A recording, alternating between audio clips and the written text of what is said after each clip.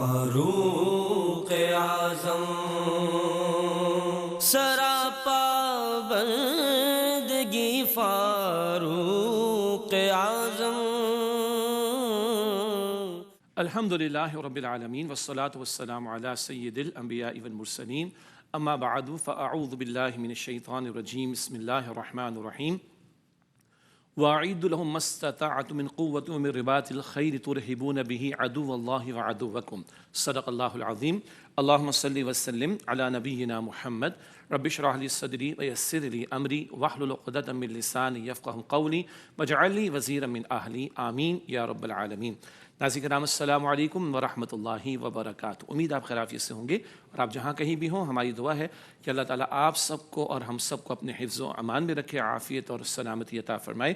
اللہ ہم سب کو کتاب و سنت کی تعلیمات پر عمل کی توفیق دے اور نبی مکرم صلی اللہ علیہ وسلم کے پیارے صحابہ کرام رضی اللہ عنہم اجمعین کے نقش قدم پر چلنے کی توفیق عطا فرمائے.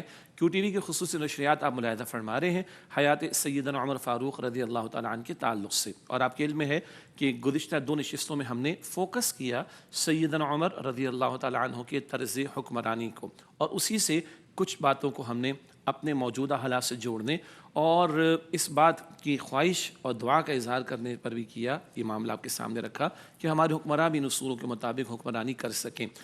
پچھلے پروگرام میں ہم نے سیدنا عمر رضی اللہ تعالیٰ عنہ کے طرز حکمرانی کے ذیل میں ان کے عدل یعنی جسٹس کے حوالے سے کلام کیا, اور اسی طریقے پر انہوں نے جو اصلاحات فرمائی ان پر بھی مزید ہم نے کلام کیا تھا. آج ہم بات کو آگے بڑھائیں گے اور سیدنا عمر رضی اللہ تعالیٰ عنہ کے طرز حکمرانی کے تعلق سے فلاحی ریاست کا پہلو یعنی ویلفیئر اسٹیٹ, اور پھر عسکری اور دفاعی اصلاحات ملیٹریلی جو انہوں نے کام کیے اس پر انشاءاللہ تعالی ہم کلام کریں گے. ہاں, مجھے اللہ تعالیٰ نے یاد دلایا کہ گزشتہ نشست میں ہم نے عدلیہ پر بھی بات کی تھی, یعنی عدل کے حوالے سے بھی گفتگو کی تھی اور انتظامی ایڈمنسٹریشن کے حوالے سے بھی گفتگو کی تھی, اور یہ موضوعات درجہ بدرجہ آگے بڑھ رہے ہیں. تو آج انشاءاللہ 2 حصے ہیں گفتگو کے. سیدنا عمر رضی اللہ تعالیٰ عنہ کے دور خلافت میں فلاحی ریاست کا تصور, ویلفیئر اسٹیٹ کا تصور, اور نمبر 2 عسکری اور دفاعی اصلاحات ملیٹریلی جو انہوں نے امپرومنٹس کی اس پر بھی ہم بات کریں گے. آئیے آج کی بات کو باقاعدہ آگے بڑھاتے ہیں, اور پہلا حصہ گفتگو کا سیدنا عمر رضی اللہ تعالیٰ عنہ کے دور میں فلاحی ریاست کا تصور. ویسے آج جن ملکوں کو ہم کہتے ہیں نا ویلفیئر اسٹیٹ, ڈنمارک ہے, سویڈن, اس طرح کے ممالک جن کو اسکینڈینیوین کنٹریز بھی کہا جاتا ہے, اور کہا جاتا ہے جناب یہاں پر ویلفیئر کا بڑا خیال رکھا جاتا ہے, سوشل الاؤنسز کا بڑا خیال رکھا جاتا ہے, غریبوں کا بڑا خیال رکھا جاتا ہے. انہی ملکوں میں پر کیپٹا انکم سب سے زیادہ بھی ہے. یہاں تک تو ہم مرعوب ہو کر کہہ جاتے ہیں, مگر ہم یہ ایسے مرعوب کیوں ہو گئے کہ ہم اپنی اصل تعلیم کو بھول گئے؟ یہی ڈنمارک, سویڈن, اسکینڈینیوین کنٹریز کے نظاموں کو مرتب کرنے والے کہنے پر مجبور ہیں کہ وی آر فالوئنگ دا عمرز لا, ہم عمر رضی اللہ تعالیٰ عنہ ان کے دیے ہوئے قوانین پر عمل کر رہے ہیں. تو یہ تو ہم نے عمل کرنا تھا, چاہے جائے کہ آج یہ کریں اور ہم ان سے مرعوب ہو کر ان کی تعریفیں کرنا شروع کر دیں. یہ تو ہمارا ہیریٹیج ہے نا, یہ تو ہمارا اثاثہ ہے کہ جس سے انسپریشن لے کر ہمیں اس دور میں بھی ہر دور میں بھی اللہ اور اس کے رسول علیہ السلام کی تعلیم کے مطابق حکمرانی کر کے دکھانی ہے. اللہ تعالیٰ ہمیں اس کی توفیق عطا فرمائے. بہرحال فلاحی ریاست ویلفیئر اسٹیٹ کا تصور جو سیدنا عمر رضی اللہ تعالیٰ عنہ کے دور سے ہمیں میسر آتا ہے اس پر ہم کلام کرتے ہیں. پہلی بات 5 باتوں میں سے, پہلے حصے میں بھی 5 باتیں. پہلی بات بیت المال کا تحفظ. بیت المال کیا ہے جس کو آج ہم نیشنل ایکسچیکر کہتے ہیں, قوم کا مجموعی جو بھی ایک اثاثہ ہے, خزانہ ہے, اس کے حوالے سے ایک ٹرمنالوجی بیت المال کے ہم استعمال کرتے ہیں. آپ سرکاری خزانے سے صرف اتنا لیتے جتنا ایک عام شہری کی ضرورت ہوتی. سبحان اللہ, ہمارے ہاں تو استثناء کی باتیں ہوتی ہیں, پرکس کی باتیں ہوتی ہیں, بینیفٹس کی باتیں ہوتی ہیں, فیسلٹیز کی باتیں ہوتی ہیں. بیت المال کا تحفظ کیا سیدنا عمر رضی اللہ تعالیٰ عنہ نے اپنے لیے وظیفہ اتنا مقرر جتنا ایک عام شہری کی ضرورت ہوتی. کوئی اضافی ایڈیشنل پرکس یا بینیفٹس یا مفادات کی بات یا سہولیات کی بات نہیں تھی, بس اتنا سرکاری خزانے سے لیتے جتنا ایک عام شہری کی ضرورت ہوتی. اب غور طلب بات ہے کہ کیا سیدنا عمر رضی اللہ تعالیٰ عنہ کے تعلق سے ان باتوں کو صرف بیان کر دینا کافی ہے؟ سیٹلائٹ چینل سے پروگرام ہو جاتے ہیں. سیدنا عمر رضی اللہ تعالیٰ عنہ کی شہادت کے تعلق سے اس سے کچھ قبل پہلے, اس سے قبل کچھ دن, بعد میں کچھ دن بھی کلام ہوتا ہے. اخبارات میں ایڈیشنز پبلش ہو جاتے ہیں, سوشل میڈیا پہ بہت ساری پوسٹ آ جاتی ہیں, حکمراں بھی کچھ جو ہے وہ پیغامات روایتی قسم کے وہ جاری کر دیتے ہیں. از دس انف؟ نو وے ایٹ آل. سوال ہی پیدا نہیں ہوتا, بلکہ یہ باتیں اس لیے کہ ان سے انسپریشن لی جائے, موٹیویشن لی جائے, ترغیب لی جائے, تشویق لی جائے, اور اسلامی فلاحی ریاست کو قائم کیا جائے۔ مجھے یاد آیا قائد اعظم کے الفاظ ہیں، وہ فرماتے ہیں کہ مغرب کے سرمایہ دارانہ نظام نے، کیپٹلسٹ اکانومی نے برباد کر کے چھوڑا، انسانیت کو غلام بنا چھوڑا۔ قائد اعظم نے کہا اب ہمارا فرض ہے کہ خلافت راشدہ سے اصول اور رہنمائی لیں اور عہد حاضر کی اسلامی فلاحی ریاست دنیا کے سامنے پیش کریں۔ تو وہ پاکستان کیوں بنایا تھا ہم نے؟ اسلامی جمہوریہ پاکستان اس کا نام کیوں بنایا تھا؟ دنیا کے سامنے ایک رول ماڈل پریزنٹ کرنے کے لیے۔ آج تو ہم دوسروں سے مرعوب ہیں، غلامانہ ذہنیت میں مبتلا ہیں اور دوسروں کی تعریفیں کرتے ہیں، حالانکہ پتہ نہیں کتنا بڑا خزانہ ہمارے پاس موجود ہے۔ بہرحال سیدنا عمر رضی اللہ تعالیٰ عنہ کے فلاحی ریاست والے تصور کے ذیل میں 5 باتیں رکھنی ہیں پہلے آپ کے سامنے۔ یہ پہلی بات تھی بیت المال کے تحفظ کے حوالے سے اپنے لیے اتنا وظیفہ مقرر کیا جتنی ایک عام شہری کی ضرورت ہوا کرتی تھی۔ نمبر 2، وظائف کا اجرا۔ وظائف کو اب انگریزی میں کہوں گا تو زیادہ آسانی سے سمجھ میں آئے گا کچھ لوگوں کو، الاؤنسز ہے نا، فلاں الاؤنس، ایجوکیشن الاؤنس، بے روزگاری کا ان امپلائمنٹ الاؤنس اینڈ سو آن۔ تو وظائف کا اجرا، یہ الاؤنسز کا معاملہ سیدنا عمر کے دور میں ہمیں دکھائی دیتا ہے رضی اللہ تعالیٰ عنہ۔ انسانی تاریخ میں پہلی بار سوشل سیکیورٹی متعارف کرائی جس میں بچوں اور بوڑھوں کے وظائف بھی شامل تھے۔ سوشل سیکیورٹی آج جدید حکومتی جو نظام ہے اس میں اس کو کیٹر کیا جاتا ہے، یہ سیدنا عمر نے شروع کیا ہے بوڑھوں کے لیے، اسی طرح بچوں کے لیے۔ ایک معذور شخص ہے، اس کی معذوری کے دوران میں اس کے لیے الاؤنسز کا معاملہ، ایک اس کے گھر میں بچہ پیدا ہو گیا تو پیدا ہوتے ہی اس کا وظیفہ اور الاؤنس، جب وہ دودھ چھوڑ کے روٹی کھانے کے قابل ہو رہا ہے تو اس کا وظیفہ بڑھا دیا جانا۔ یہ وظائف کا تصور ہمیں سیدنا عمر رضی اللہ تعالیٰ عنہ کے دور میں دکھائی دیتا ہے۔ سو مچ سو، یعنی یہاں تک کہ اگر غیر مسلم بھی اسلامی ریاست کے تحت رہتے تھے تو ان کے لیے بھی بڑھاپے اور دیگر اعتبارات سے وظائف مقرر کیے جاتے، تو بیت المال کے مال کے ذریعے سے، خزانے کے ذریعے سے ان کی کفالت کا اہتمام کیا جاتا تھا۔ کیا خوبصورت ہے بات ہے اور کیا بیوٹی ہے ہمارے دین کی تعلیم میں، اور یہ اس کا انعکاس اور اس کا عکس رادر کہیے، اس کا جو اس کا اپلیکیشن ہے اور اس کے جو مینیفیسٹو ہے، مظاہر ہیں، وہ سیدنا عمر رضی اللہ تعالیٰ عنہ کے دور میں ہمیں دکھائی دیتے ہیں۔ تیسری بات، پبلک انفراسٹرکچر۔ سبحان اللہ، کتنے اچھے الفاظ لگ رہے ہیں نا آج، کیونکہ ہم سمجھتے ہیں ان چیزوں کو، اس لیے میں کہہ رہا ہوں۔ اب بس کا ترجمہ تو اردو میں نہیں کہتے، بس ہی کہتے ہیں۔ گلاس کا ترجمہ نہیں کرتے، یہاں رکھا ہوا ہے گلاس ہی کہتے ہیں۔ ٹیبل کو ویسے ہم میز کہتے ہیں لیکن ٹیبل بھی کہتے ہیں عام طور پر، ایسے ہی ہے نا۔ تو انفراسٹرکچر، اس کا تصور، پبلک انفراسٹرکچر کا تصور سیدنا عمر نے ہمیں دیا ریاست کی سطح پر۔ چنانچہ ہزاروں مساجد، اسکول، کتنا عجیب لگ رہا ہے بھائی، مکتب عربی میں کہتے ہیں، مدرسہ عربی میں کہتے ہیں، اسکول ہم انگلش میں کہتے ہیں، تو مساجد، اسکول، پل، سڑکیں، پل بھی ہو سکتے ہیں۔ جی ہاں، آج کل ہم نے 2-3 سیریز دنیا میں دیکھیں، ماضی کے کچھ واقعات پر مبنی سیریز پر جو ہے وہ فلمیں بنا دی گئیں، اور اس میں بھی ہم دیکھتے ہیں گھوڑوں کا استعمال ہے، تروالوں کا استعمال ہے، تو وہاں لکڑی کے پل بھی دکھائی دیتے ہیں نا، کیا پریشانی ہے؟ سیدنا عمر کے دور میں بھی تھا معاملہ رضی اللہ تعالیٰ عنہ۔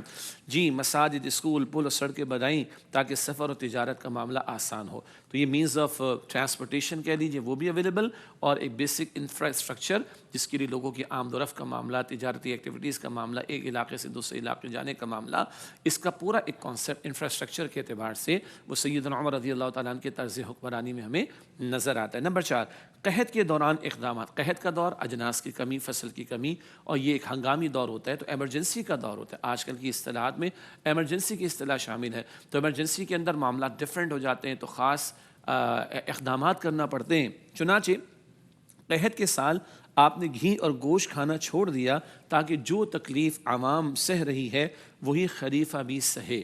ایسا نہ ہو جیسے فرانس میں ایک مرتبہ مظاہرے ہوئے، تو غالباً ملکہ نے پوچھا بھائی یہ مظاہرے کیوں کر رہے ہیں، تو کہا جن کو روٹی نہیں مل رہی، تو ملکہ نے کہا روٹی نہیں ملی تو ان کو چاہیے کہ وہ کیک کھا لیں۔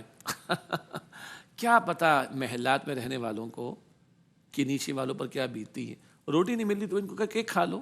تمہارے گھر میں 100 روٹیاں اور ہزاروں کیک آتے ہوں گے، ان غریبوں کے گھر میں تو لقمہ بھی نہیں آتا، اس کے لیے وہ احتجاج کر رہے ہیں، ڈیمونسٹریشن کر رہے ہیں۔ تو یہ تو اندازہ ہی نہیں ہے نا، مگر اگر حکمراں عوام کے درمیان میں آئیں اور رہیں اور عوام سے رابطہ رکھیں تو پتہ چلے گا، اور پھر حکمراں اگر اس سطح پر آئیں جو تکلیف حکمراں دیکھ رہے عوام کو برداشت کرتے ہوئے، خود بھی اگر اس تکلیف سے گزرے تو عوام کو ایک ڈھارس ملے گی، اگر ہم برداشت کریں تو کیا ہو بھائی، وہ بھی تو برداشت کر رہا ہے۔ چنانچہ قحط کے دور میں گھی کا استعمال، گوشت کا استعمال چھوڑ دیتے تاکہ اگر کوئی تکلیف عوام کو پہنچ رہی ہے تو عوام بھی محسوس کریں کہ خلیفہ بھی اس تکلیف کو برداشت کر رہا ہے۔ کس قدر پیاری بات ہے ناظرین کرام۔ مگر آج ہمارے حکمراں اوپر سے نیچے یعنی وفاق کی سطح پر، صوبوں کی سطح پر، ڈسٹرکٹ کی سطح پر اور نیچے علاقائی سطح پر وہ عوام کے درمیان جاتے ہیں. کبھی کبھار ہم خود ہی کچھ کچہریاں دیکھتے ہیں کبھی کبھار، ادروائز ان بیچاروں کو پتہ نہیں عوام پر کیا بیت رہی. ان کو نہ بجلی کا بل پے کرنا ہوتا ہے، نہ گیس کا بل پے کرنا ہوتا ہے، نہ پیٹرول کا بل، ان کو تو فری میں مل رہا ہے. ان کو کیا پتا کہ 400 روپے کا پیٹرول ہو جائے یا 416 روپے کا پیٹرول ہو جائے، عوام کی مصیبت پڑ جائے، ان کو کیا پتا.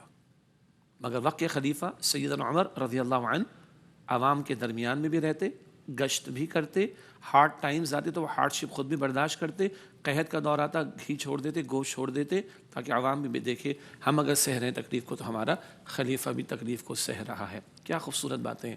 بس یہ باتیں ہی ہیں، عمل کی طرف پیش قدمی دکھائی نہیں دیتی. 5ویں بات، لاوارث بچوں کی کفالت. سڑک پر پائے جانے والے بچوں کا خرچ ریاست نے اٹھایا. یتیم بچے بھی ہو سکتے ہیں، ادروائز بھی کچھ معاملہ ہو سکتا ہے، تو ریاست نے بچوں کا خرچ اٹھایا تاکہ وہ بڑے ہو کر کارآمد شہری بن سکیں.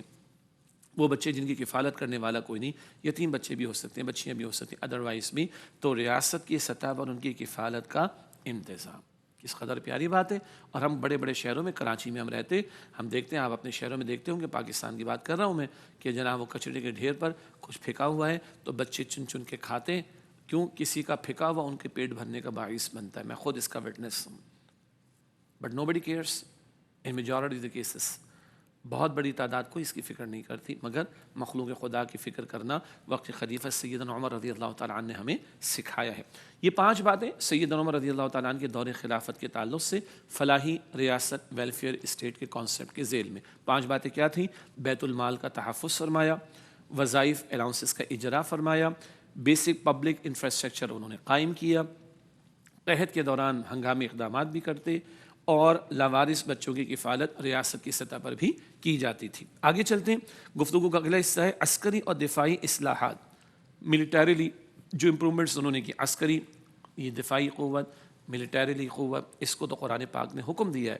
ابتدا میں ایک آیت کریمہ تلاوت کی گئی، سورہ انفال کی آیت نمبر 60 ہے، وَأَعِدُّ لَهُم مَّا اسْتَطَعْتُم مِّن قُوَّةٍ وَمِن رِّبَاطِ الْخَيْلِ تُرْهِبُونَ بِهِ عَدُوَّ اللَّهِ وَعَدُوَّكُمْ. جس قدر تمہاری استطاعت ہو قوت کے ذریعے اور پلے ہوئے گھوڑوں کے ذریعے تیاری رکھو، یہ جنگی صلاحیت حاصل کرو تاکہ اپنے دشمنوں کو اور اللہ کے دشمنوں کو تم مرعوب رکھ سکو.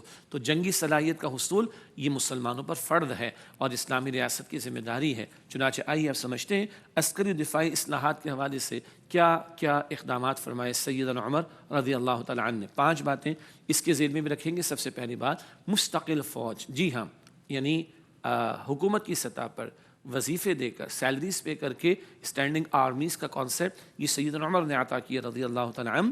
چنانچہ فوج کو رضاکارانہ دستوں کی بجائے ایک باقاعدہ تنخواہ دار ادارے میں بدلا. اسلامی ریاست کو فوج کی ضرورت ہے، ریاست کی دفاع کے لیے بھی، اور آگے دین کو پھیلانے کے لیے. کبھی جنگ کا موقع بھی آئے گا تو جنگ کرنے کے لیے بھی. تو یہ جس طرح اور ڈپارٹمنٹس ہوں گے ریاست میں، ایک فوج کا بھی ادارہ ہوگا.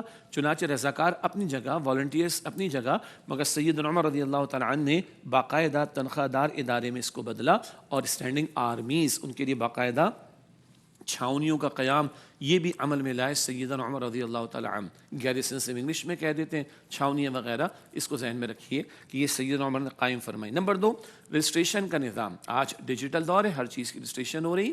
سبحان اللہ، اس زمانے میں ڈیجیٹل دور کا تو معاملہ نہیں تھا، لیکن وقت کے خلیفہ نے انتظامی امور کے اعتبار سے اور عسکری اداروں کو مضبوط کرنے کے اعتبار سے رجسٹریشن کا پورا ایک نظام متعارف کرایا. چنانچہ فوجیوں کے ذاتی قوائف، پرسنل ان کا ڈیٹا وہ لیا جاتا تھا، اور ان کے خاندانوں کے ریکارڈ کے لیے دفتر قائم کیے گئے. باقاعدہ رجسٹرز تھے جن کو فوج میں شامل کیا جا رہا ہے، ان کے ذاتی قوائف اور ان کے خاندان کے بارے میں بھی قوائف. اور ایک بات پچھلے پروگرامز میں ہم سمجھ چکے ہیں، جب کسی کو ذمہ داری دی جا رہی ہے، بھائی یہ بھی بتاؤ کتنی دولت تمہارے پاس ہے. جب ذمہ داری ختم ہوگی تو پوچھا جائے گا بتاؤ کتنی. پہلے 1 تھا تو اب 10 ہو گئے، یہ 9 کہاں سے آیا، اس دوران میں کہاں سے آیا. پھر ایک احتساب اور اکاؤنٹیبلٹی کا معاملہ، یہ بھی ہم پہلے پڑھ کر آ چکے ہیں. تو مستقل فوج، اس کے لیے ادارہ سیدنا عمر رضی اللہ تعالیٰ نے آن پیڈ یعنی پیمنٹ بیسس کے اوپر فوجی ادارہ رکھنا اور فوجیوں کی تنخواہوں کا انتظام کرنا، یہ بھی تھا. اور ساتھ ساتھ جیسے بھی دوسری بات عرض کی، رجسٹریشن کا نظام، فوجیوں کے ذاتی قوائف بھی اور ان کے خاندانوں کا ریکارڈ بھی، یہ بھی رجسٹرز میں موجود رہا. کتنا عجیب لگ رہا ہے بھئی، یہ ہوا ہے 14 صدیوں پہلے. جی، تاریخ گواہ اس بات کی. اور لوگوں کی پوری پوری کتابیں اس پر موجود ہیں، ہسٹری موجود ہے، چیک تو کیجئے۔ تیسری بات، فوجی اخلاقیات، سبحان اللہ، ہمارا دین دین فطرت ہے، لیکن بہرحال کبھی جنگ کی ضرورت بھی پیش آتی ہے۔ مثلا کسی کے جسم میں اگر اللہ اپنے زمان میں رکھے ٹانگ میں کینسر پھیل جائے تو ایک حد آتی ہے کہ پھر اس ٹانگ کو کاٹنا پڑتا ہے، ایسا ہی ہے نا، لگتا تو برا ہے لیکن جسم کو بچانے کے لیے کاٹنا پڑتا ہے نا ٹانگ کو۔ اسی طرح کچھ معاشرے میں ناسور ہوتا ہے، کچھ معاشرے میں ظالم لوگ ہوتے ہیں، جابر ہوتے ہیں، بدماش ہوتے ہیں، دہشت گرد ہوتے ہیں، اور میں دہشت گرد اور بدماش کہہ رہا ہوں آج کے تناظر کے اندر عالمی سطح پر دہشت گرد ہوتے ہیں جو ذبح کرتے ہیں مسلمانوں کے بچوں کو، جیسے فرعون نے ظالم نے بچوں کو قتل کیا تھا بنی اسرائیل کے۔ آج بھی دنیا کے بدماش اور دنیا کے دہشت گرد اور دنیا کے ظالم ہیں جو اپنی طاقت کا غلط استعمال کر کے بچوں تک کو شہید کرتے ہیں، ظالم قسم کے لوگ۔ بہرحال پھر ایسے ظالموں اور جابروں کو روکنے کے لیے، اس ظلم اور جبر کو روکنے کے لیے اور مظلوم کی داد رسی کے لیے ہمارے دین نے قتال کا حکم دیا، جنگ کا حکم دیا، لیکن جنگ کو بھی ہمارے دین کی تعلیم نے تہذیب سکھائی۔ نبی علیہ الصلوۃ والسلام کے ارشادات بھی اس حوالے سے موجود ہیں۔ اب سیدنا عمر کا ذکر، فوجی اخلاقیات، دشمن کے کھیتوں کو نہ جلانا اور غیر جنگجو افراد کو قتل نہ کرنا لازمی قرار دیا گیا۔ سبحان اللہ، دشمن کے کھیت ہیں ان کو نہ جلاؤ بھائی، حتیٰ کہ ان کے راہب خانے ہیں عیسائیوں کے، اس پر اٹیک نہ کرنا، اور جو غیر جنگجو، جو جنگ کے لیے تیار نہیں ہیں، غیر مسلح ہیں، جنگ نہیں کرنا چاہتے، ان کو ہاتھ نہ لگانا بھائی۔ یہ انسٹرکشنز دی کہ تو بچا کون؟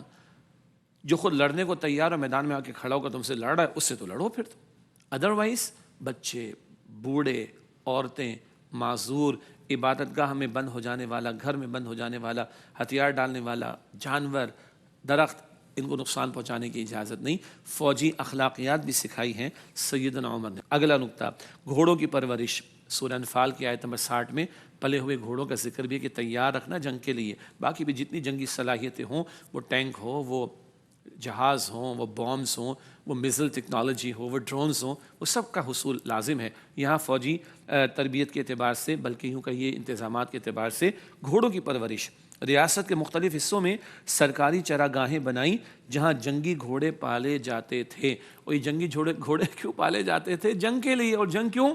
وَيَكُونَ الدِّينُ كُلُّهُ لِلَّهِ، سورہ انفال آیت 39۔ جنگ کیوں ہے ہمارے دین میں؟ اس کا حکم ایک بڑا مقصد کیا ہے؟ اللہ کا کلمہ سربلند ہو جائے، اس کے لیے گھوڑے تیار کیے جاتے تھے۔ اور آخری پانچویں بات، سرحدوں کی حفاظت، سرحدوں پر مستقل فوجی چوکیاں بنائیں تاکہ بیرونی حملہ آوروں کو روکا جا سکے۔ اسلامی ریاست کے دفاع کے لیے، جیسے آج بھی ہم کرتے ہیں الحمدللہ، سرحدوں پر چوکیوں کا بنایا جانا، پوری چھاؤنیوں کا بنایا جانا، اور پیڈ آرمیز، اسٹینڈنگ آرمیز ہوں، یہ سارا عسکری حوالے سے، دفاعی حوالے سے یہ سیدنا عمر کے اقدامات ہمارے سامنے آتے ہیں۔ یہ گفتگو کا دوسرا حصہ بھی مکمل ہوا، اور مستقل فوج، رجسٹریشن کا انتظام، فوجی اخلاقیات، گھوڑوں کی پرورش، سرحدوں کی حفاظت، یہ سب کچھ سیدنا عمر رضی اللہ تعالیٰ عنہ کے طرز حکمرانی میں دکھائی دیتا ہے۔ اللہ ہمیں بھی سمجھنے کی توفیق دے اور ہمارے حکمرانوں کو سمجھ کر عمل کرنے کی، واقعۃ اسلامی فلاحی ریاست قائم کرنے کی توفیق عطا فرمائے، آمین یا رب العالمین۔ وآخر دعوانا ان الحمد للہ رب العالمین، والسلام علیکم ورحمۃ اللہ وبرکاتہ۔ خلیفہ نبی فاروق اعظم